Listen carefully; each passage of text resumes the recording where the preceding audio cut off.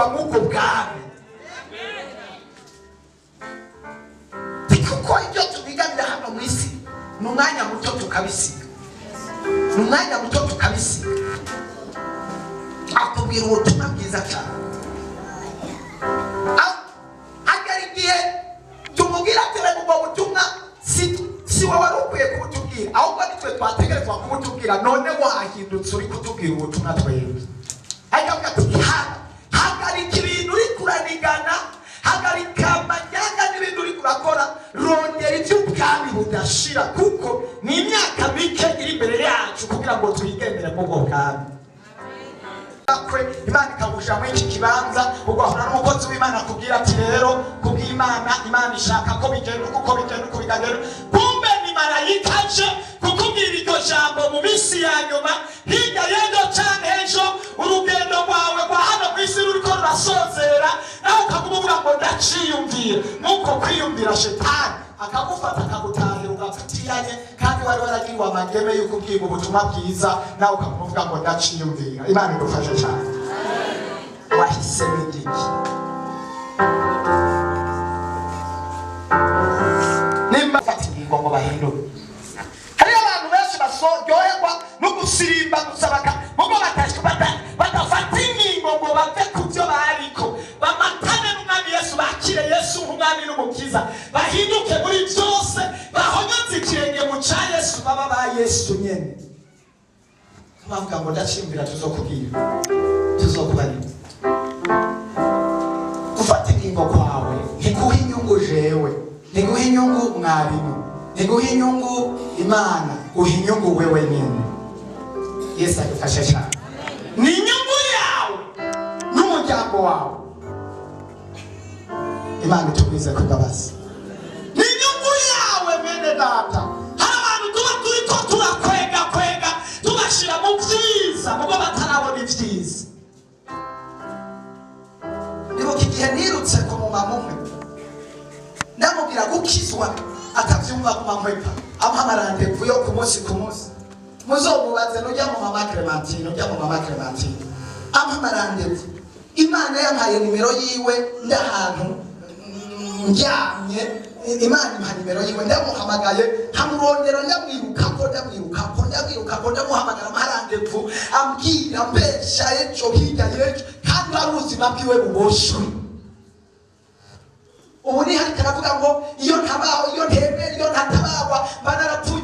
Mu nyuma niho yagiye kubona ibyiza by'agakiza. Hari abantu baguma bahunga mu bwiza bw'Imana, bahunga abakozi b'Imana, bahunga aho Imana igomba kubashaka. Kamenge agakiza uzaniye ubutunzi pastor.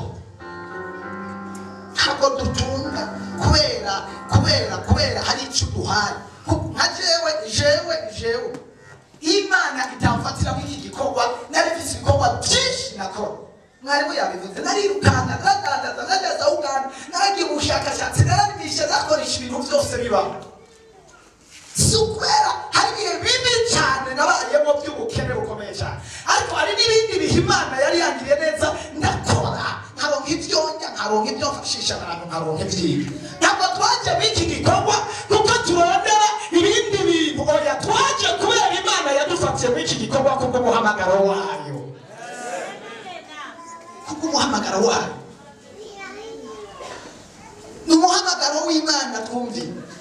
Hagera igihe yugara inzira zose, iratubwira ati aho ndabashaka naha. Turahara kuri misiyo y'Imana. Nawe wari ukwiye kumvira icyo Imana nyir'ijuru n'isi yadutumye, hama ukagishira mu ngiro. Ariko nutacumva tuzovuga duheze nta kundi. Hanyuma nyene akazi uwadutumye hari igihe hazoba imanza. Umuntu wese akisobanura cyangwa akisigura. Ariko ntuzovuge ngo ntitwapfa. Twaravuze ngo uhitemo, twarakubwiye icyo Imana ikugomba ko, twarakubwiye ubugombe bw'Imana, ingene wororanirwa, ingene uzoja mu ijuru, ingene wotabagwa. Oya, kubyara no kurongorwa n'amazu n'imiduga ni vyiza, ariko hari ikindi kibisumba, kuzobana na Yesu ibihe bitazoshira.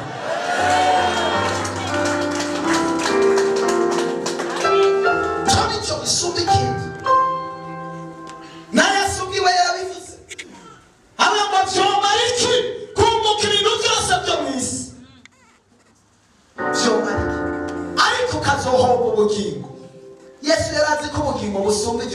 byose gushika havuga yuko ibindi byose ngo ari inyongera ariko igisumba ibindi ariko uzobana n'Imana ibihe bitazoshira.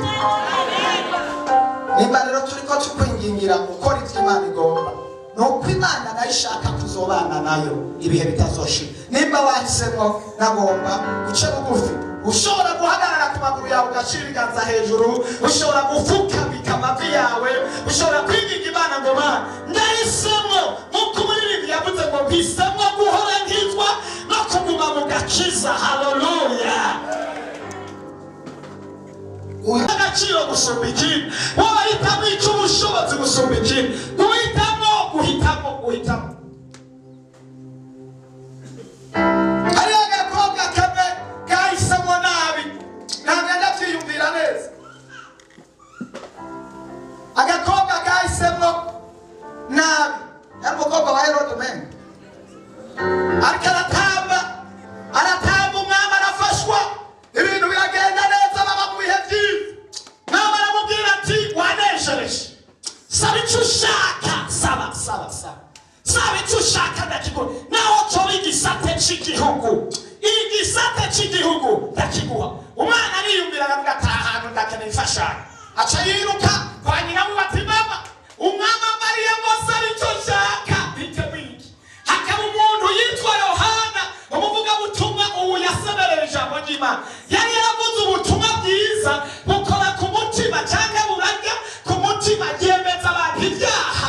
Nyina w'uwo mwana babazwa nuko amubwiye ubutumwa bw'ingeso mbi yahora akora, aravuga ngo ko yabwiye ubutumwa bwiza bukambabaza. Niba bamukura mu busambanyi, niba bamukura mu nzoga, hari igihe iyo tuvuze ibyaha abantu bakora bibajya mu mutima bigatuma batwanka, kandi natwe tutoca yampande ubutumwa dutegerezwa gutobekeranya, hanyuma umuntu agatahura ukatwanka cyangwa utatwemera, ariko ku iherezo naho uzotwanka uzotinda umenye ukuri uko ariko. Ntituzoca impande ubutumwa bwiza. Uyo Yohana yari yavuze ubutumwa, rero nyina w'uwo mukobwa arababara. Igihe kirashika agiye kumubwira ati nsaba iki, aramutubiza. Hariho ababyeyi babi, Yesu adufashe cyane. Hariho ababyeyi babi, icyo gituma ntiwagomba gufata ingingo y'agakiza nta muntu n'umwe ukwiye kugisha inama, nta muntu n'umwe ukwiye kugira ante. Yaba umugabo, yaba umugore, yaba umubyeyi, yaba bakubyaye, ntuzogishe inama uwo muntu kuri ku buzima bwawe, kuko n'amagara yawe ugomba gusova, kandi imbere y'Imana ntuzojyana n'umugabo, ntuzojyana n'umugore, uzoremuka imbere yawe wowe ubwawe ku gatwe kawe. Muri Galatiya arabivuga neza, avuga ngo kuko umuntu wese azobazwa, azokwikorera wiwe mutwaro ku gatwe kiwe. Yesu adufashe cyane. Gabanya akavorime gato. Umuntu wese azobazwa ku gatwe kiwe. Agenda kubaza nyina aramubwira ngo akubwiye guhitamo icyo ushaka, ahitamo nabi. Aramubwira ati mwana wawe, genda usaba umutwe wa Yohana. Hariho umuntu hariya mw'ibohero yitwa Yohana, yanzerereje. Genda umusaba umutwe wiwe ari umusaba. Ako gakobwa kumvira nyina, karagenda kabwira umwami ngo mwami, ndagusabye umutwe wa Yohana. Hano umutwe wa Yohana ni igisate cy'igihugu. Yari yamubwiye ngo naho saba igice cy'igihugu ndakiguha, naho saba amararo y'inka ndayaguha. Uwo mugore mubi, umubyeyi mubi. Hari ababyeyi n'ubu babi babuza abana babo gukizwa, babuza abakobwa gukizwa, mu minsi mikeya bagatwara inda. Ntabwo arababona. Nsanga abakobwa ababyeyi babo bigiriye gukizwa, nyina ngo ntibishoboka, ngo buvuye mu idini ryanje, ariko inyuma y'iyo minsi mike ugasanga yatwaye inda yareka ishuri. Yamubujije agakiza. Hari n'abandi binjira mu masengesho bakinjira mu bikorwa by'Imana, ababyeyi bakabakurayo, inyuma yaho ugasanga batwaye inda. Kumbure mw'ibyo bikorwa niho yari kuzigamirwa, kuko ari mu ijambo ry'Imana. Twese niba twarahinduwe nuko twahinduwe n'umurimo w'Imana, ko twahinduwe n'ijambo ry'Imana, ko twahinduwe n'ijambo twumvise, tukarigumamo neza rikaguhindura, rikatugira ibindi ivyete bisomeka abantu bose baraba bagasoma. Yesu adufashe cyane. Umwana byumvise ati nta kundi. Yohana yaraha haravuga ati nta kundi ko ari cyo nivugi. Kura Yohana mugashobora mukura umuvuga butuma Yohana bamushiraho bamukata izosi bafata uwo umubehe yajazanye bamushira ku ico gihanga agishira nyina ati iki nakizanye mbariza ataniyehe na wa wundi yatora mwimbwa no kubasamura kwa kumuzungu afata ico gihanga mwambariza yaragitetse yarakiri cyamuzaniye ubuzima ahubwo umukobwa nawe mu nyuma amaze kukibona akagihama cyanutse ndibaza muri kazoza amaze gukura ko yavuze ngo naragize umuvyeyi mubi birababaje.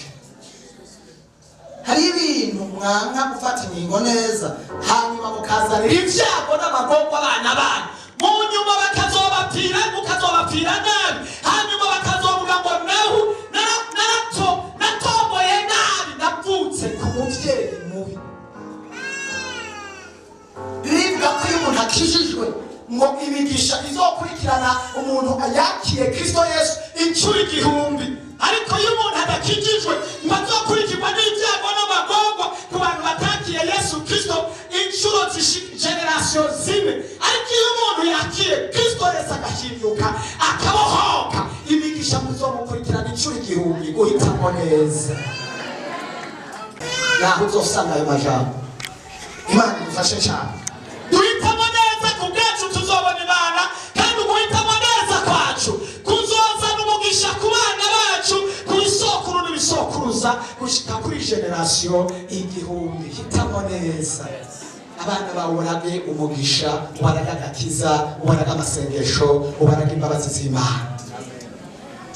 Reka dusengere umuntu yumva ahisemo neza kuri mugoroba. Birashoboka ko wari warahisemo nabi, birashoboka ko wari hano mugabo utarahitamo neza. Nimba hari umuntu yamaze kwiyumva ko atarahitamo neza, haguruka ku maguru yawe, fata ingingo, atura ibyaha byawe, rondera abakozi b'Imana. Hindukira, biracyashoboka. Reka kuguma ujujura nka wa mugore yaguma ajujura mukaroti inyuma yahagahinduka inkingi y'umuntu kandi abamarayika bavuze reka nta wundi munsi uzobona n'uyu munsi nyene kugira ngo ubuntu bw'abantu kandi uzobibaza ati igihe kimwe warabwiwe guhitamo neza kuba bihitamo barasenga inyuma bagasambana barasenga inyuma bagakoroza inda barasenga inyuma bakaresha barasenga inyuma bagakora ibyaha barasenga inyuma ukava ibiturire. Hitamo neza umwanya n'uyu ejo ntuzi ibyawe. Kandi usengera umuntu yumva yahisemo neza kugira ngo Kristo Yesu asubire kuba muri we. Nimba hari uhari arakora ikimenyetso na mubiri ushobora gufukama cyangwa ushobora guhagarara ugashyira amaboko yawe hejuru kicisha bugufi mu mutima. Ibyaha byawe urabizi utangure kwatura ibyaha byawe. Reka kumuzungurukira ahantu ujya mu bintu bisubiramo uva mu bintu bisubiramo umenga umeze nk'umuntu ahindagurika Mane dufasha cyane. Hari abantu bahindagurika birateye isoni. Hitamo neza. Nta kindi kintu uzobona imbere y'Imana. Igihe kimwe uzobona marayika akubwira ati igihe kimwe bari mu rusengero kwa gatanu bakubwiye guhitamo kandi baba babikubwira urubanza n'urunyene urubanza n'ijambo ry'Imana nta kindi. Iri jambo niryo rizotuma utsinda, iri jambo niryo rizotuma utsindwa, iri jambo niryo rizotuma uja mu ijuru, iri jambo niryo rizotuma uja mu muriro. Imana idufashe cyane. Kimwe mu cyo uhitamo nicyo kizokubohora, kimwe mu cyo uri buhitemo nicyo kizotuma uhura n'ingorane. Niwahitamo neza n'ubugingo budashira, niwahitamo nabi ni muri Gehinomu. Mana Data wa twese wo mu ijuru, se w'umwami wacu Yesu Kristo, turagushimiye kuri uyu munsi uri hejuru. Aba bantu bigishije ijambo ryiza, ijambo ryo guhitamo neza. Twumvise mu minsi y'ukwaho kwacu na hariho abahisemo nabi, hariho abahisemo nabi batahisemo ubugingo. Hari ibintu byababoshe none bamwe baraciye bugufi abandi baramanitse ibiganza bariko bumbure biragenderwa mu gufata ingingo mana. Ushobora kubashoboza bagafata ingingo isaha, ushobora kubafashoboza bagahinduka, ushobora kubafasha bakava mu manyanga n'amajambo, ushobora kubafasha bakava mu matigu n'ubujambo butandukanye, mu nsaku n'ibyifuzo bibi. Mana nubagirira imbabazi. Bibiliya yarambwiye ngubonye ko amaraso dusubira kumwita umunyabyaha ariko cyo mwita umugororotsi. Mana ya Aburahamu na Isaka aricyo gukora kuri uyu mwanya. Reka imbabazi zawe zibane natwe, reka aba bantu bahitemo neza. Haleluya, haleluya, haleluya. Reka umuntu wese ari hano asubire kukubona mwami. Inyuma y'uko guhitamo neza twumvise hari ubwiza bwiza, hari ubwiza bw'Imana, hari ubwiza bw'Imana, hari ukugororoka, hari ukubohoka, hari kuroranirwa, hari gutabarwa, hari igisubizo, hariho amasezerano. Mana ngaba baraciye bugufi, bariko barakwereka ibyaha byari byarababoshe, ariko uyu mwanya bagomba kubinesha, bagomba kwiyambura iby'ibyaha mwami, ubagirira ubuntu mwami. Umuririmbyi yaririmbye ngo aho ugendera abandi nanjye ntusige. Mu mwanya mwami, reka utugendere, reka ube muri twe, reka tube muri wewe neza, reka udutabare. Haleluya, uduhe kuhitamo neza. Nyagora ku ngoma abamuhisemo neza bagenda baroranirwa, batsindanishirizwa mu bundi buryo. Urakoze, turagushimiye kuri mugoroba twagiye kuboneka impinduka. Mana tugukomeye amashyi n'impundu mu izina rya Yesu, amen. Zo kudatangira Imana, iyo ni kamere iriko iradomina amavuta y'Imana yari muri wewe. Uri kurumba, uri kuraba mu bugaragwa mu butayu ahantu, ariko kuhitamo neza byariko birazana inzuzi z'imizi zamwe mu yera ngo zitutubize muri wewe. Mugabo kuhitamo nabi ni kuri kuraba mu bugaragwa. Twinginga Imana Data wa twese kugira ngo ubwiza bw'Imana n'imbabazi n'amahoro na mpemu yera bitunge muri twebwe, bidomine, biturongore, turongorwe na mpemu yera, dukoreshwe na mpemu yera, tudomine icaha n'igisa n'icaha. Nivyo twosengera ko mwaka kazi. Abishira mu bakozi bawe, abishira mu wovugisha, abishira mu wovugisha. Mana n'uyu mugoroba bariko bavugana natwe, yaraje abishira kabo, yaraje abishira mu bakora ibitangaza, maze badushingira intahe kugira ngo turushirize mwami kumenya urukundo rwawe. Reka rero Mana duha umutima wo kugendera mu byawe, duha umutima wo kumatana n'ibyawe, duha umutima wa mwami guhitamo. Reka uduha umutima uciye bugufi, duha umutima ucanjaguritse, duha umutima umenetse, duha umutima ukunda ijuru, duha umutima ukunda icyo ukunda, duha umutima ugenderamwo.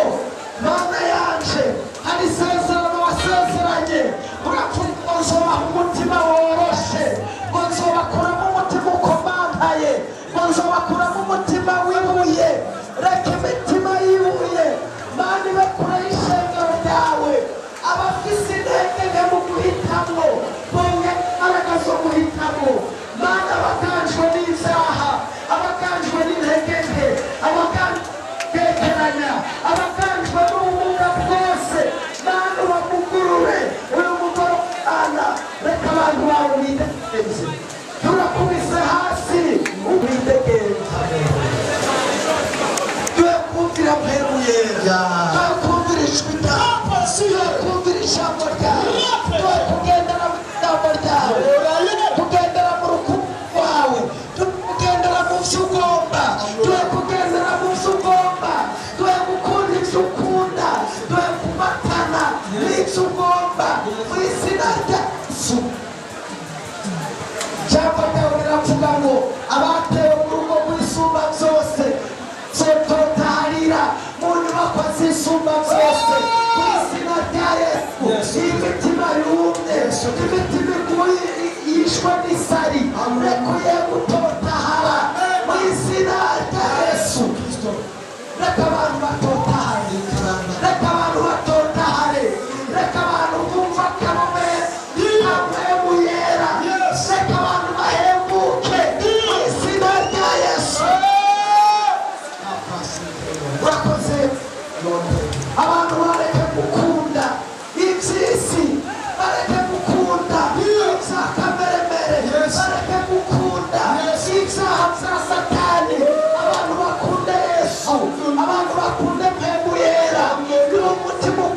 ugushikirako, ndi umutima ugukurikira, ndi umutima ukurondera, ndi umutima mwami ushaka ineza yawe, ndi umutima wawe icyaha n'ibisa n'icyaha. Mana utubwire neza, urakoze Mana. Reka inzuzi y'ubugingo zidudubize mu mitima y'abantu bawe. Reka inzuzi z'amazi y'ubugingo zitembe zidakama. Reka inzuzi z'amahemu zo gukora ibyiza no kurangira ububasha bwawe.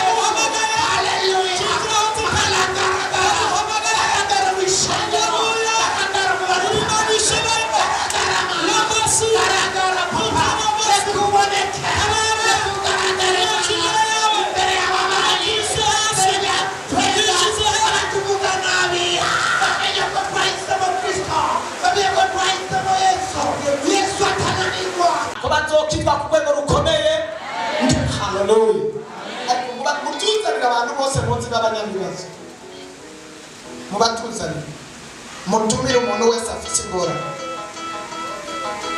kandi Imana izogendera abandi ndinginga Imana ihere kuri wewe. Urupfu rurahinduka, abansi baba barimo bicwa mu gishingo cy'abagomba kwicwa. Ndagomba ko bihinduka nawe kubw'iminsi 3 bizima byaje. Hari abarozi bagutsikamira igihe kirekire bagutsindagira hasi. Ndagomba ko bihinduka nawe ukabagendera hejuru. Ndabatangariza ko muri minsi 3 hari imisozi igiye gusenyuka. Ndabatangariza ko muri minsi 3 hari ibitangaza bigiye kubaho.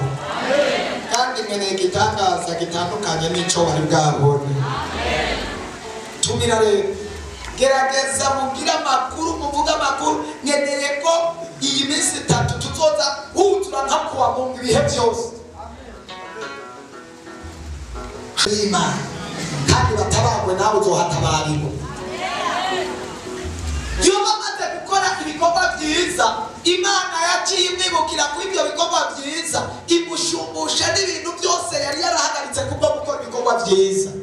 Niwazana abantu mu nzu y'Imana, Bibiliya na ikintu kinezera nuko abantu b'Imana bakitwa bagahinduka. Tumira abantu baza mu nzu y'Imana, kandi ni wewe Imana yasizeho ngo batumire. Yesu abaho umugisha mwinshi. Tumira bomba ejo ari urubanza cyane.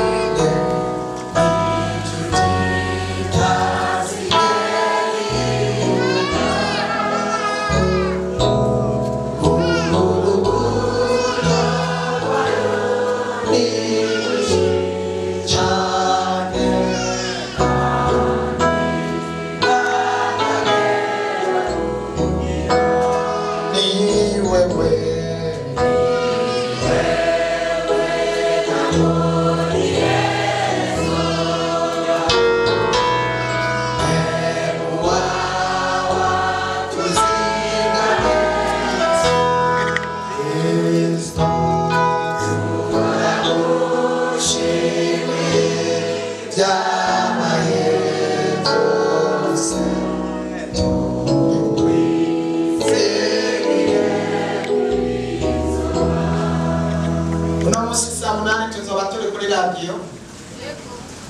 bisabwa ko mubwira bari mu izo ntara za Gitega za Hehe baze kumviriza ikiganiro kuri Buja FM 87 n'ibice bitandatu. Abari Gitega bose n'izindi ntara zo mu micungararo hose, uno munsi ibyo tuzoba turiko turavugira hano baraza kuba ku murongo barafatikanya natwe. Nasengero y'umuntu aba bantu babone yuko uyu muntu ushobora kubafasha kubwiyerekwa. Aba bantu babone yuko aya mazi ashobora kubafasha kubwiyerekwa. Aba bantu babone yuko amavuta bafise ashobora kubafasha kubwiyerekwa. Aba bantu babone yuko akabuye gashobora guhindura ubuzima bwabo. Mana ndabasengeye nkuko Elisa yahinduye umunyu umwami akawushira mu mazi ukavyara umugisha. Turasengeye uyu munyu wari usanzwe ari umunyu usanzwe dukoresha, ariko ubu ntugihinduka umunyu usanzwe. Reka ube mu bushobozi bukiza, reka ube mu bushobozi bubohora, reka ube mu bushobozi butabara, reka ube mu bushobozi buhindura ibintu. Mana turasengeye amazi, umuntu wese aza kunywa aya mazi naboneka ari nk'amazi asanzwe, ariko reka ahinduka amaraso ya Yesu. Umuntu ayanywa agwaye acakira, umuntu ayiyoga yisize ahantu yumva umuriro ucuzima. Ubushobozi bw'Imana bukorere mu kwizera kwiwe. Reka dusengera aya mavuta, umuntu aza kuyisiga ahantu afise ikibazo, yumva imisonga cyangwa uburibwe, aca atabaruka abona ikiganza ciza c'Imana. Robo sikero temene tamitu, umuntu wese ico yizeye kimubere nk'uko acizeye. Urakoze, turatuye gutabarwa, turatuye imbaraga z'Imana, turatuye gukora kw'Imana, turatuye umugisha w'Imana, turatuye gusezera kugu, turatuye gutabarwa kudasanzwe, turatuye kubohoka. Uwo bagwaye mu nda, uwo bagwaye mw'ibere, uwo bagwaye imitsi, uwo bagwaye inyama, uwo bagwaye ahantu ari hose arwaye, ubushobozi bw'Imana bumukoreko, ubushobozi bw'ijuru bumubohore, ubushobozi bw'ijuru, ubushobozi bw'amaraso ya Yesu. Rote pesike rote. Mana ndagushimiye, ndazi ko ari icyo ukoze, ubohora inda zabo zisubire kubohoka, igitangaza n'ikimenyetso gikorekere muri bo mu izina rya Yesu. Mu izina rya Yesu. Ondoka mamoja, ndagukubita, ndagusambura, ndagusangangura, ndakurandura, ndagutesha agaciro. Ndavuze ngo urava mu mutwe, ndavuze ngo urava mu nda, ndavuze ngo urava mu nda, ndavuze ngo urava mu nda, ndavuze ngo urava mu gatundu, ndavuze ngo urava mu mugongo. Ubushobozi bubohora, ubushobozi bubohora, ubushobozi bubohora, ubushobozi bubohora, ubushobozi bubohora, ubushobozi bubohora, ubushobozi bubohora mu izina rya Yesu. Imbaraga z'Imana, imbaraga z'Imana, imbaraga z'Imana. Kimira!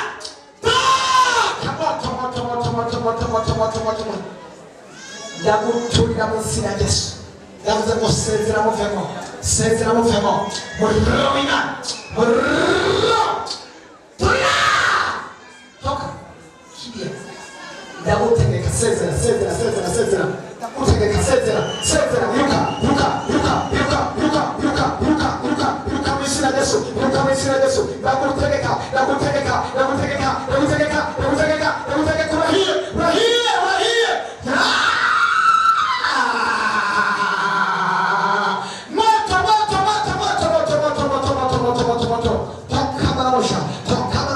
Ubushobozi bw'ijuru, ubushobozi bw'ijuru, ubushobozi bw'ijuru, ubushobozi buhora, ubushobozi buturira, ubushobozi buturira, ubushobozi buturira, ubushobozi buturira, ubushobozi buturira, ubushobozi buturira. Imbaraga z'Imana, imbaraga z'Imana, moto turira, turira, turira, turira. Jesus, mu izina rya Yesu turaneterariza ubushobozi bwose bwo mu ijuru. Mana turirukana abadayimoni n'impwemu mbi, turirukana abagwayi, turirukana ibisi, turirukana ubugwayi bwose buri muri we, turirukana ubugwayi bwamuboshe, turirukana ubugwayi buri mu mugendo buriko buragendagenda muri we, turirukana ubugwayi mu izina rya Yesu. Mana turagushimiye, ndazi kubohora kandi ukiza, ndazi ko uriko uragendagenda muri we mu izina rya Yesu Kristo w'Umunyanazareti.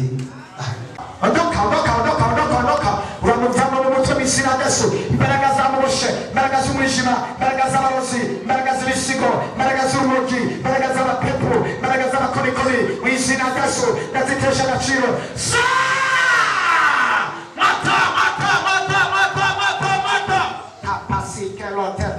erote ubushobozi bw'umwijima, ubushobozi bw'umwijima, ubushobozi bw'umwijima, ubushobozi bw'abarozi, ubushobozi bw'abadayimoni, ubushobozi bw'indwara, mangetengete, ibyo baboshe, imizimu y'ikuzimu, ibyo batongeye kuri we, imisimu yo mu munga, ibisigo by'abaganza, pakarasike, mata, sezera mu izina rya Yesu, reka ubuzima bwiwe, papa kibiya, reka mu izina rya Yesu, turirira, bakubita hasi, nasambura, Jesus, kibiya, soka, moto, kurira, sezera, toka,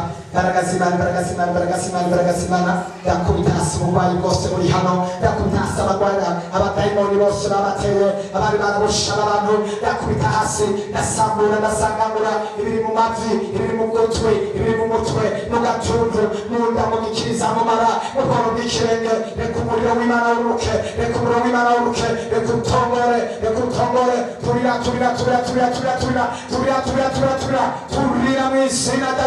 turira mu izina rya Yesu, imbaraga z'abarozi, imbaraga z'abadayimoni, imbaraga za shetani, imbaraga z'indwara izo arizo zose, mu izina rya Yesu, ubushobozi bw'Umwami Yesu, reka bukore mu izina.